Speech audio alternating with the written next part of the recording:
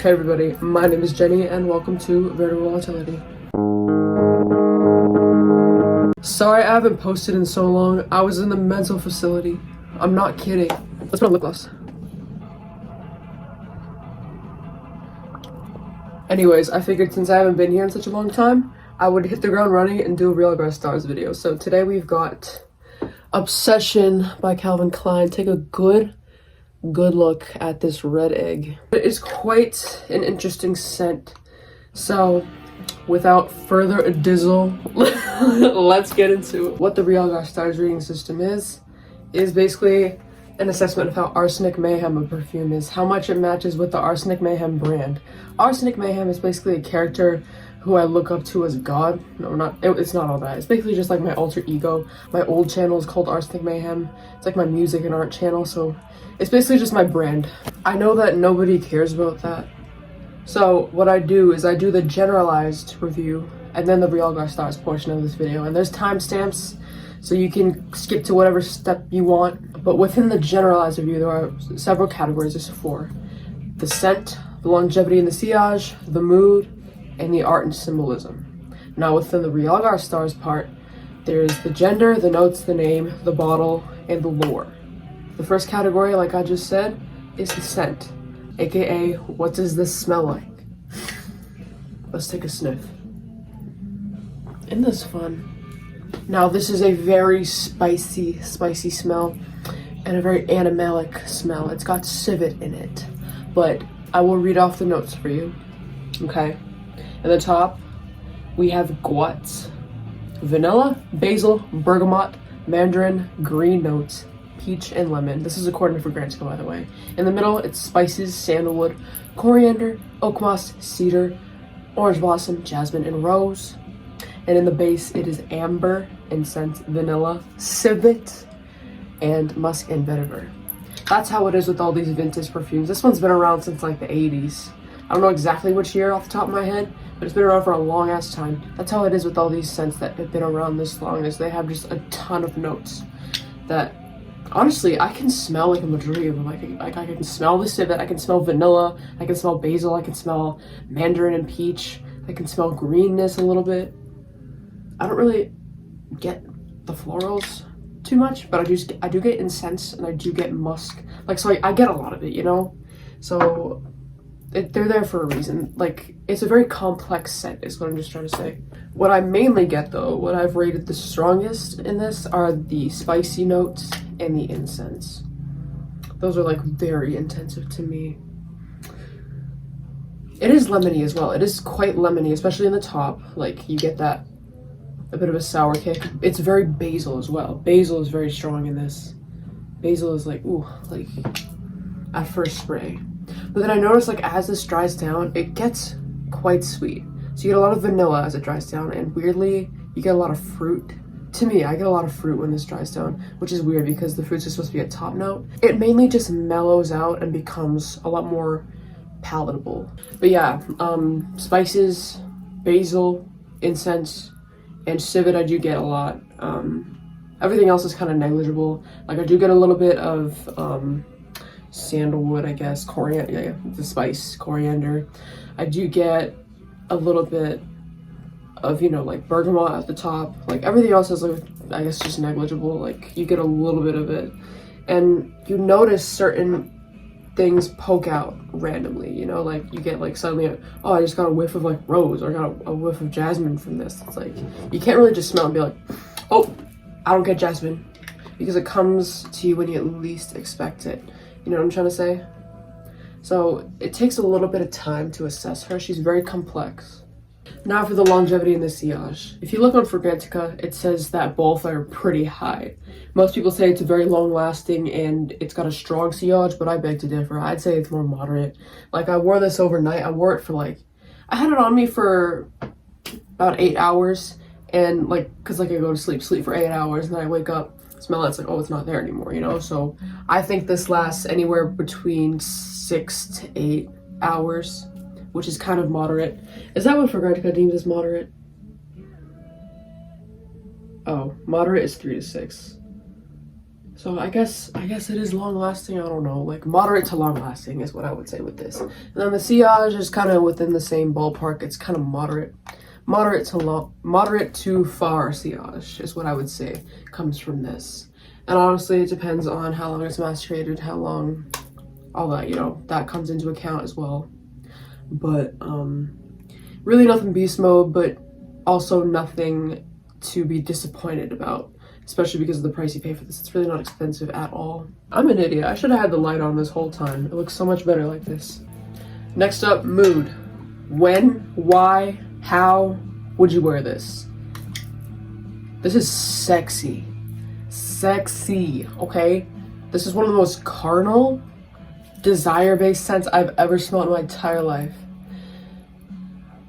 Something about those spices and the civet just make this very, like, suggestive. You know what I'm trying to say? Like, she's carnal. Like, I don't know what else to say, but my nails look atrocious, so I'm sorry. I usually have, like, my nails, like, freshly done for these videos, but I kind of forgot. Okay, so, like, cut me some slack. I was in mental, so, like, cut me some slack, okay? Cut me some slack. But yeah, anyway, she's very sophisticated. Sophisticated is another word I would use for this. Very adult, very grown up. You will not catch, you know, a little girl wearing this. Like, fuck no. Little girl is crazy. I meant like a teenager. Teenagers will not wear this. You get no hype from this. You get no hype about this on social media nowadays. It's very vintage smell. So I would say like an old lady would wear the. It's vintage. Like, it's classy. I said carnal, but also classy. Like it's understated, powerful. And you know what she's capable of, you know, like she kind of ran through, like she'd been some places. That's the best way I can describe it. The next category we've got is the art and symbolism. This is where I personify her. This is where I personify a perfume in question. Now, obsession is, go figure, a very obsessive person, obviously. She's also the type of person to get into a lot of drama, a lot of just like high emotions. Maybe got a lot of mood swings going on, lots of entanglements with people. Probably a very impulsive person too, but also like an old soul, someone who's been through a lot in her past lives, you know what I'm saying? She's tired, like, you know, the singer of this song. Like, I used to fly like Peter Pan.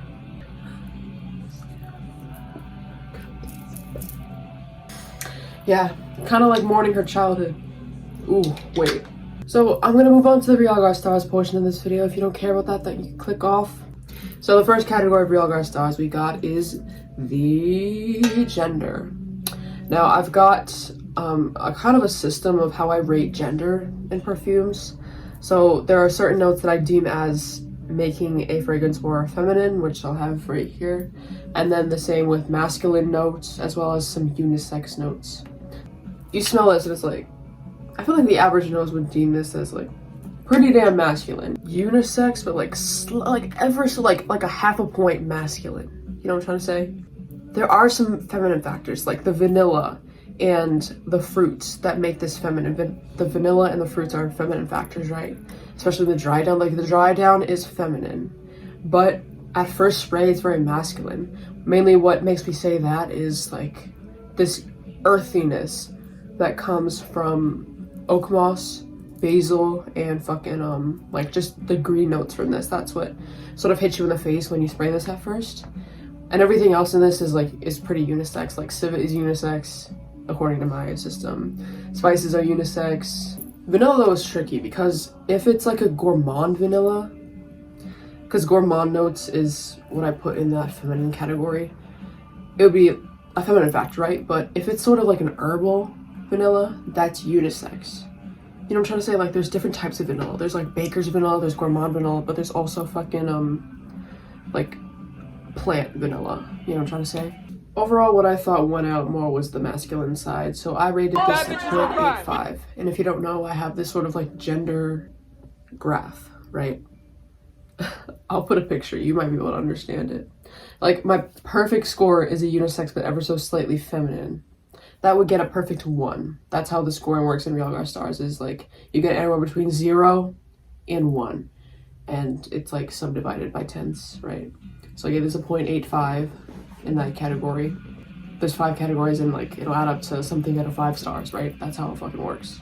The next category in Realgar stars is notes, and how I sort of go about this is how much do the notes in the perfume represent parts of Arsenic's personality. So what do the notes symbolize and how does it relate sort of to her personality? Like, does it relate to her personality or does it not? And should I take off some points, you know? What I get from these notes are the stages of obsession. Think if you've ever been obsessed with something, the first stage is, oh, should I not? Is this going to be bad for me? I'm trying to cling on to all the religion I have, you know, is this gonna be bad for me? So you kind of like try to protect yourself, but you're slowly losing that battle, you know what I mean? The second stage is the emotions, the heat of it, the anger, the good, bad, and the ugly of the obsession, right? And then the final stage is coming back down to your roots after everything is said and done, after all the bloodshed, the tears, coming back to your roots. And that's what I've drawn parallels with the stages of how this is on your skin. So the top notes, what's strongest in that is the basil. And basil to me represents protection from evil, but also this like sanguine energy, basically like happiness, gregariousness, to protect from what's to come.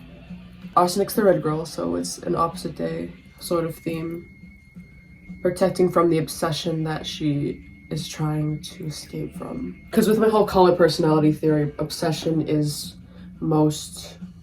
red people are most susceptible to having really intense bad emotions because they're the most emotionally passionate people. Well, not the most intensely passionate, but the most self-centered or self-focused. Not self-centered, because that has a bad connotation, you know what I mean? But the theme of red is the self. Anyways, I'm getting very deep. There's a lot of meta information. I don't know. I'm getting too deep, but basically, yeah, that's the top. And then the middle, the strongest note would be the spices. That's that heat. That's the passion. That's the fire within the obsession. Which sort of ties into how Arsenic is, because she's the red girl. She's got all that in her. She gets obsessed with things very easily. And then in the base, we've got the vanilla. Coming back to what's tried and true, what's comfortable, finally calming down, and finding your roots, basically. And vanilla ties in with arsenic because, you know, stability. She just has that sort of root chakra energy in her. The root chakra is red as well. What I do have to take away points for is the civet and the fruits, because sexual themes and sexual connotations are contradictory to what arsenic represents. She's a very pure and sort of pious soul. She's modest. She doesn't buy into like using sex as like a selling point. You know what I'm trying to say? So I just take away points for sexual things, sexual suggestivity. Is that even a word? Civet and fruits are symbols of sex in my book of symbols. So I took off a good chunk. I gave this a 0.65 in this category because they're both very strong to me. Like very unavoidable. That civet is very much there and the fruits are like very much there to me. Took off a great deal of points just for that. Next category is the name, obsession. I've talked about this before in my favorite names video. This is one of my favorites. I give this a regular 1. It's just a good ass name. It's beautiful. It's not like that special. Sometimes I give categories of 1.1, you know, an extra point. But I think it's just a lovely name. Obsession. Gets the point across and relates to her very much because she's an obsessive fucking person. Next is the bottle. Sometimes I take off points for the bottle not being monochrome red, but I do have this thing called the Grabouche realm. The Grabouche color, it's a long story, but the Grabouche colors for arsenic are red, orange, yellow. It's basically the warm colors, and this falls into that color scheme, so I'm gonna be nice about it, you know. I'm not gonna take away much for that. I'm realizing to an outsider my videos make no fucking sense. This is why like no one gives a shit. But anyway, it's a beautiful red egg or orange egg, as you can see. And I like how it's interesting, but it's not tacky. Like, it's classy and elegant looking without being like this ugly level of like minimalist that happens nowadays. It's not like this. It's not like the Byredo bottles. It's not like House of Beau bottles. It's not ugly like that. It's just beautiful. It's fucking perfect. I don't know what else to say. And yeah, perfect score. 1. Now the lore. Within the lore category, I take into account how it's being talked about nowadays by influencers and everything, because that's part of the lore. It's part of the advertising. It's part of just the story behind the perfume. But the thing about this is it's vintage. Its heyday, I guess you could say, was all the way back then in the 80s. So obviously no one's talking about this shit nowadays. Gets no hype. But back then, I feel like this would be the fucking Burberry Her of back then. You know what I'm trying to say? So, hyped up ass motherfucking fragrance. Obviously I wasn't born back then, so I don't really know, but it did have a whole line of commercials, and those commercials are so entertaining. Like, it's a whole story. You just have to watch them yourself. Basically, it's this one woman having obsessions with a bunch of people in her life, and one of them is with a child. That's the thing I was getting on about earlier.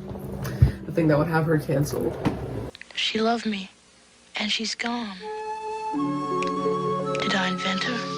The secrets in her twilight eyes, the whispers at my bedside, her arms, her mouth saved me. But how? Her amber hair and all the smell of it. She's deep in my blood, the only woman I'll ever love. Love is child's play. Once you've learned obsession, Calvin Klein's obsession. Ah, the smell of it. At Lord and Taylor. But as I was saying, like, no matter what, this shit is gonna get a few extra points just because of those commercials, because it's just so damn funny to me. I don't know.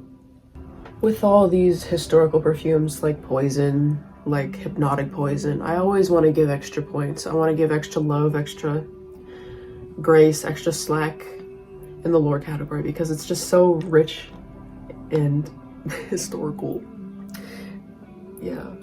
So I give this a perfect score, a 1. If we add up all the points, we get a total of 4.5 Realgar stars out of 5, which is a pretty good damn score.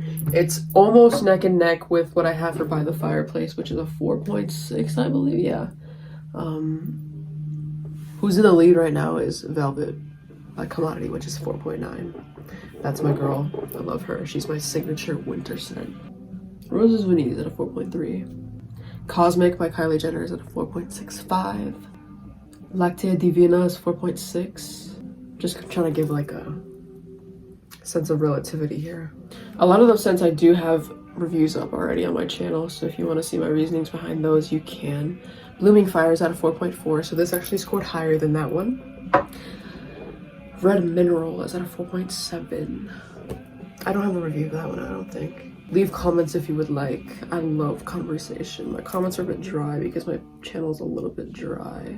I appreciate all fragrances, and this is something I would have really hated if I was closed-minded, but I love all fragrances for what they are and their contexts, because this is from the 80s. This is a very 80s smell, and I like to bring sort of like a flair of that into my life sometimes. That's why I have this, you know? I don't hate any scent because I know it's all subjective. It's art. Perfume is art. You know what I'm trying to say? So, and then there are scents that don't resonate with me. Like aldehydes are very against Arsenic's themes because they're too, like, hey, welcome to, like, basically sterile, you know? Kind of like AI. No interest to them. Too clean. And that's just not her. She needs a little bit more like body to her. That's about it. See ya.